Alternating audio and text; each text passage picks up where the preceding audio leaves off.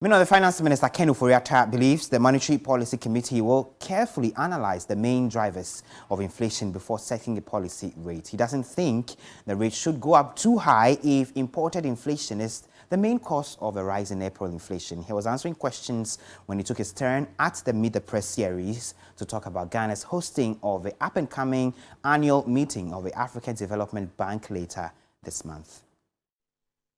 So not only will they just look at the increase to 23.6%, but actually determine where that came from.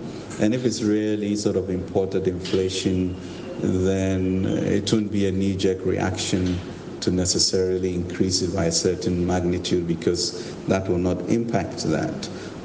But they are very analytical in the way they look at things. So we are praying that once they sort of distill what constitutes the increment, they will then take a policy direction that will not cramp growth, or productivity. Now, Ghana and other African countries could experience social unrest if governments fail to cushion the harsh impacts of rising food costs. This is according to a report by Oxford Economics Africa. Cost of food has been rising, reflecting a food inflation of 26.6% above the national average of 23.6%. My colleague, Nanekia Mensah Abrampa, has been studying the report published by Bloomberg. The study by Oxford Economics Africa paints a gloomy picture of cost of living in Africa and a possible public disenchantment. It says surging international food prices will hit Africa's economies the hardest and may trigger social unrest if governments do not intervene to lessen the harsh impact of rising cost of food. Authors of the report, Neil and Van Eyck, say higher food prices, coupled with soaring fuel prices and rising unemployment, make for a volatile political environment on the continent.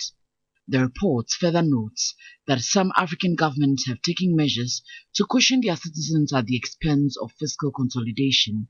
The report mentions Egypt and Nigeria as countries that have delayed plans to end their food and fuel subsidies, while Morocco, Kenya and Benin have increased minimum wages. South Africa has extended monthly stipends for the jobless and cuts its general fuel levy for 2 months. However, the report says Ghana is unable to provide significant support to its citizens and warns that this could lead to a popular backlash.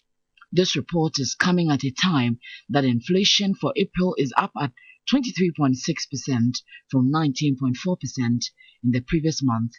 Commercial transport operators have also increased fares, ignoring government's plea to hold on. Labour is asking for wage increase above inflation, while standard VAT rate has been extended to retailers and e-levy implementation has begun.